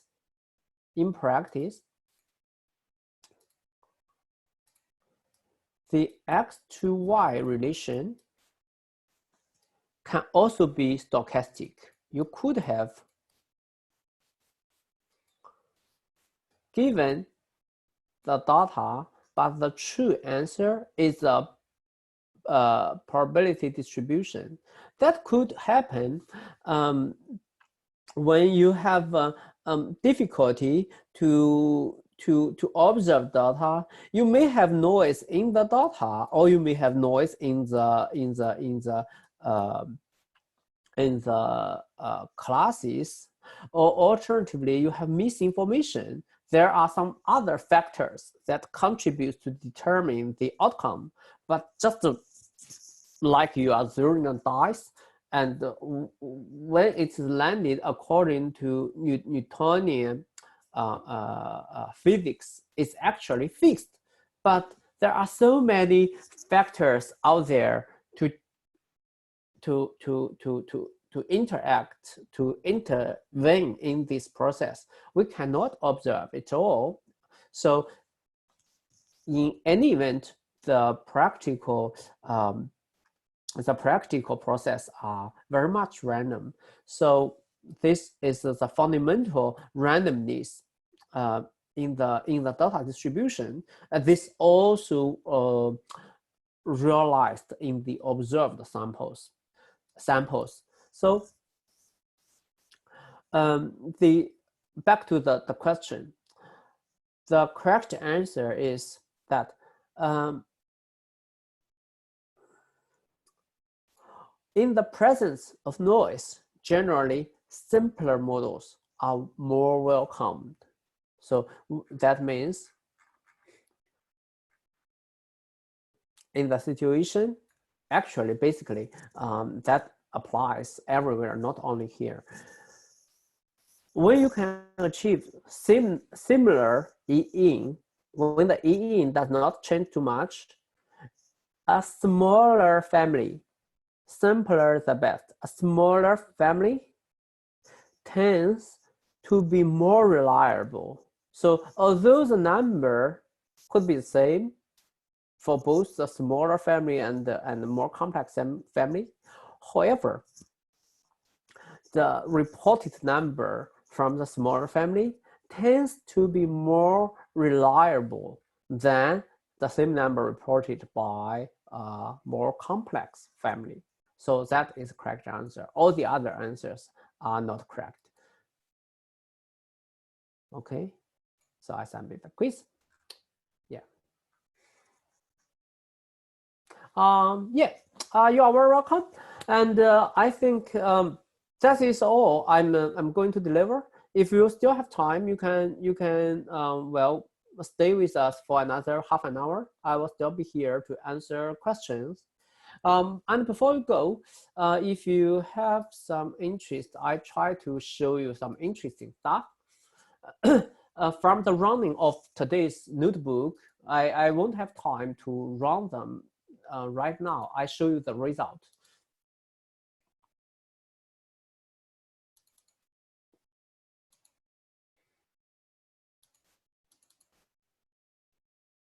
Okay, it's here. Look, that is the result of running the trained models on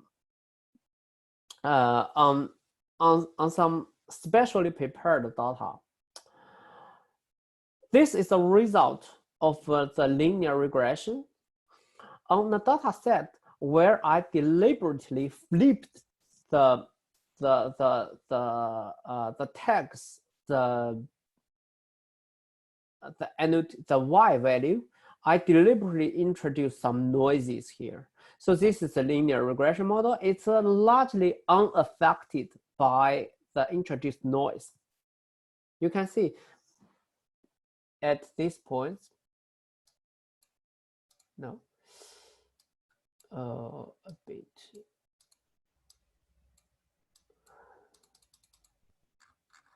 So this is a flipped sample.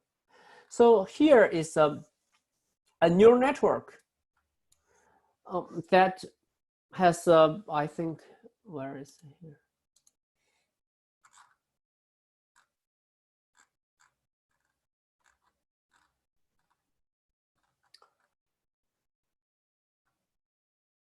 That has 16 intermediate nodes to help the prediction, and it produced the result like that. Well, you can see it starts to adapt its behavior according to the observed data more flexibly than the linear model. Well, in this case, that is a bad behavior, but in general, you assess case by case whether it's good or bad for your particular problem.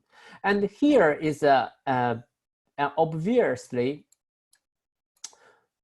what can we see? Maybe overfitting to the observed sample. This is done by a neural network with one more layer and slightly more hidden neurons in the model, which okay, we will study in future. But this just means if I'm employing a more complex model, that is what happened. So this is to show the difference between the difference between the complexity in the models.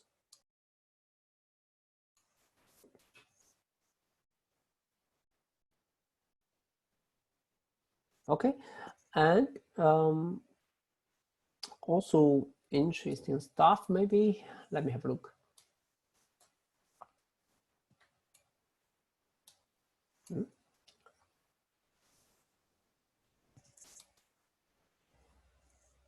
Kind of.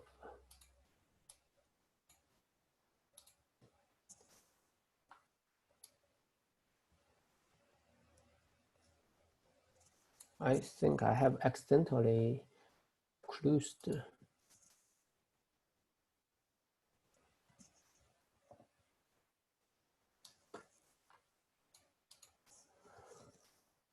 No.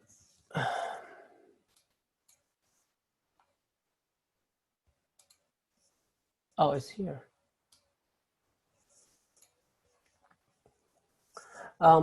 You might be interested in where does that come from? Like, well, this is called Hosting's inequality.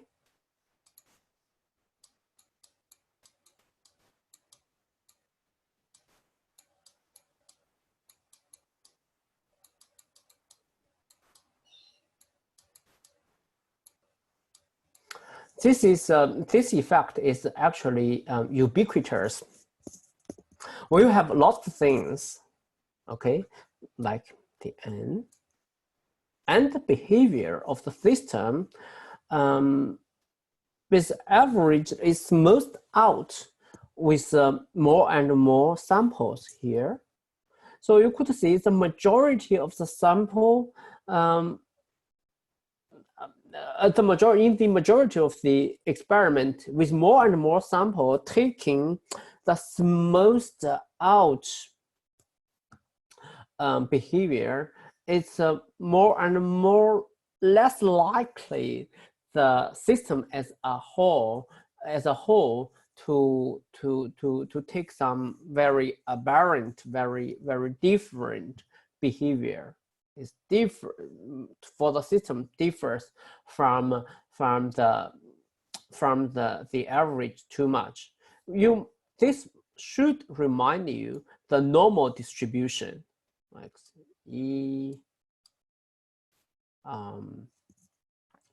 I call it the distance. Okay, this is a square of the distance from the sample from its center with. Okay, it also well, if you consider this as the measurement of the difference from its average behavior, it's also decrease exponentially. I find one day a very intuitive explanation.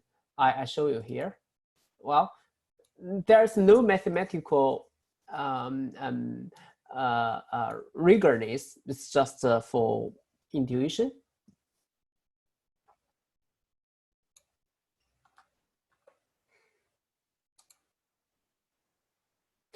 So each of the small ball, it can make a choice of whether to go left or right at each location. Okay, if for the series of choices, a ball have made enough, because now the mean value is 0.5, because at each location it can go either left or right with equal chance, or hopefully with equal chance if the device is fair. A ball will land it in a very deviate location only when it has made much more choice, like this guy, to go to the other side.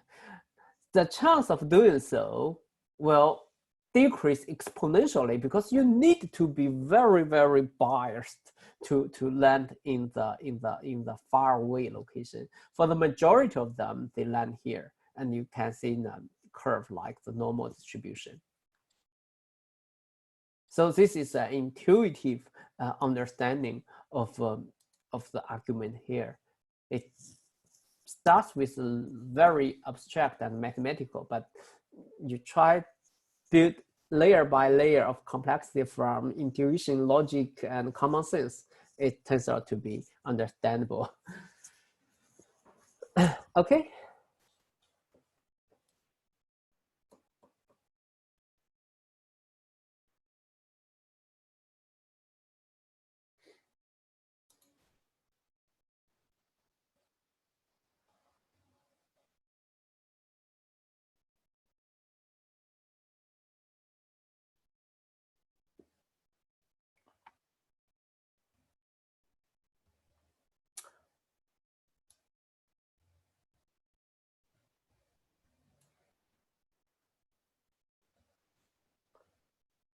I got questions about the Colab not working.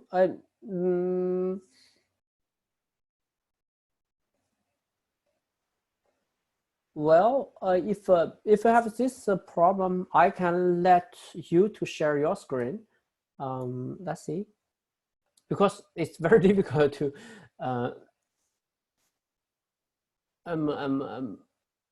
I'm stop sharing, and I will let everybody share the screen. So if you still have problem, you can share your screen. Now you can. I have just changed the setting.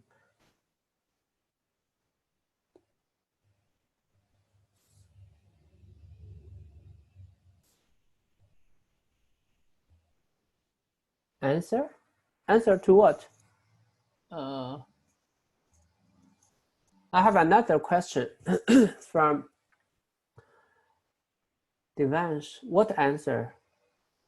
Can you? Just my Yeah. my internet dropped out during the quiz, so I couldn't really see it. See what? All the answers? Yeah, I couldn't see them. Yeah. Okay, let me try to address the issue here, and then we go to the quiz shortly. Sure, thank you. Okay.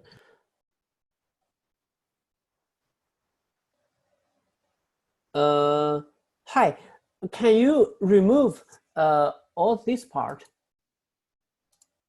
Can you remove all this part and just try Colab?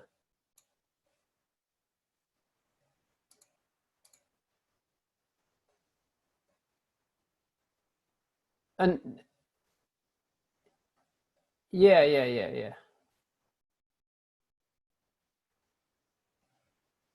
Okay, then it works. Let me copy a link there. Where is my? Give me a sec. I'm finding my browser window.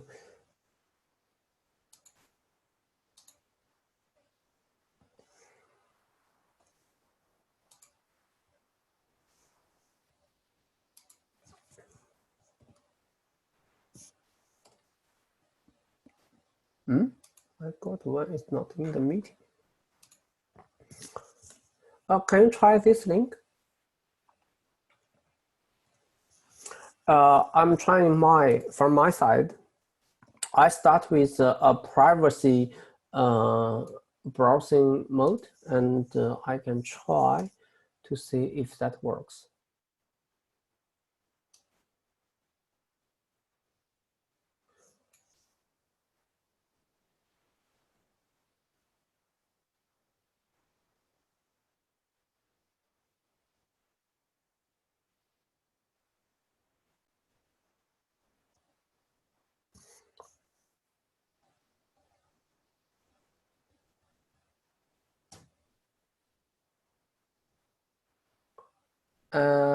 I just two questions, one by one. So the notebook still not working? Okay, what can I do? Yeah.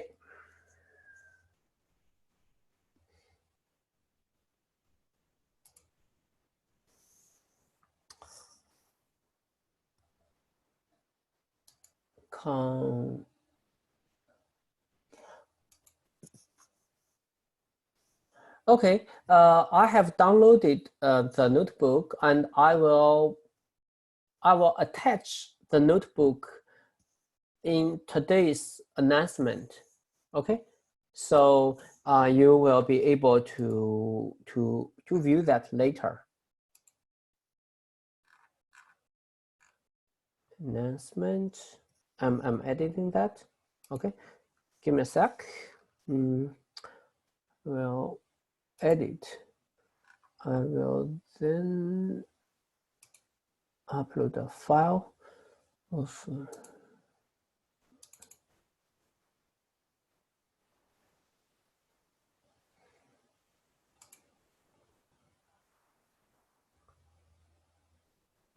Okay.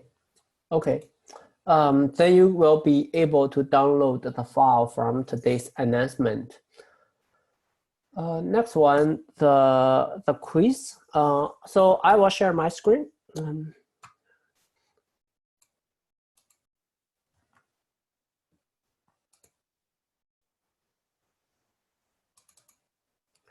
So for the quiz, quiz. Where is it?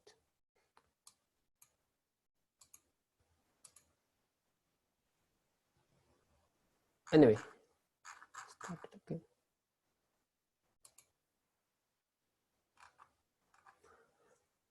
For the answers first, and I still got another question about the access to the quiz. So the quiz, the first one, E-in is random, E-out is unknown constant. Okay, cannot be computed. Question number 2. For the situation 1, the cost is 1 and 1.11. For the model 2, the cost is 0 and 1.08. Okay. Well, for question number 3, the correct answer is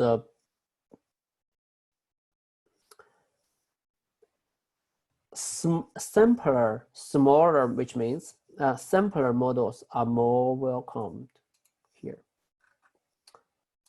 So, yeah. Thank you so much. And if you still, yeah, okay, then you get it. If you still have questions, you are encouraged to review the recordings. And I have accessibility of the quiz. Can you, I can't remember which, because today's questioning student all start with A, and your initial are all AK. So I do not remember who asked what. Can you repeat your question?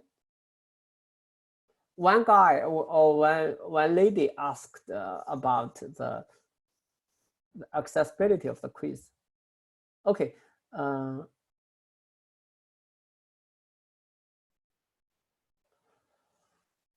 Okay, I get one.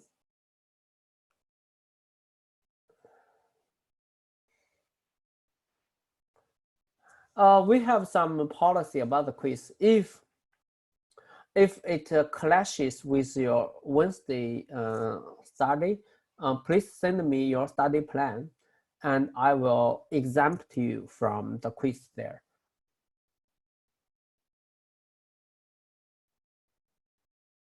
Oh, anyway, yeah, okay. By the fact that you are here, I exempt you. I can exempt you. But drop me an email because I tend to forget this. Okay, you send me an email later. You see, you are the guy ask me that you missed the Wednesday class but attended Friday class, and the quiz was not acceptable to you. I will exempt you from the quiz. Sir, hello? Yeah. Yeah, I have a question. I've already sent an email about this to you like last night. Oh.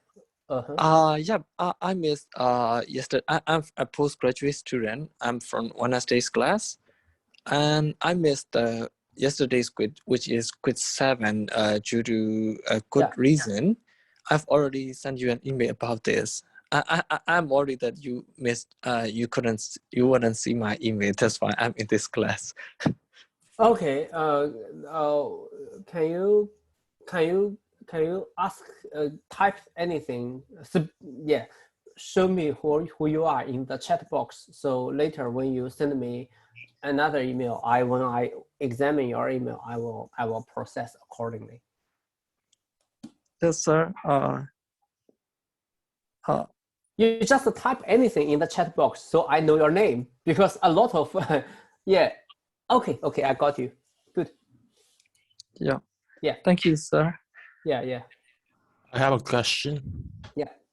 I have a question regarding assignment 2. So the thing that I'm doing is about ID3 algorithm. Mm-hmm.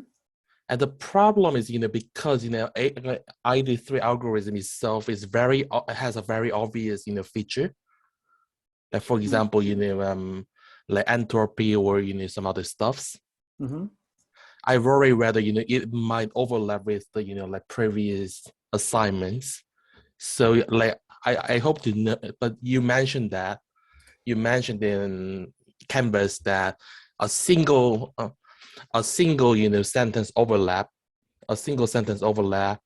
might give me a fail, right? That applies to the report, yes.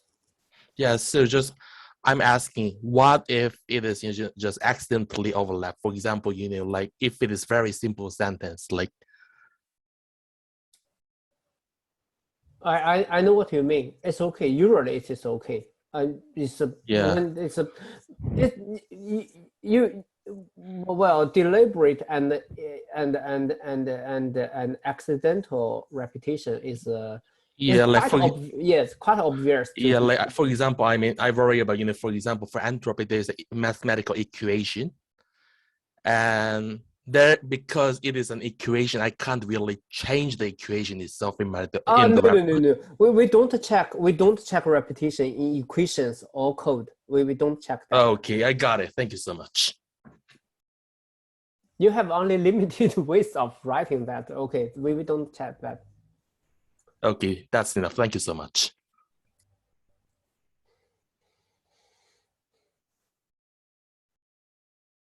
Okay, I think we can ramp up here. If you have further questions after half an hour, oh, sorry, maybe immediately. Oh, yeah. Anchen will hold another QE session. So you are welcome to ask him. He's an excellent machine learning researcher. So yeah, thank you very much.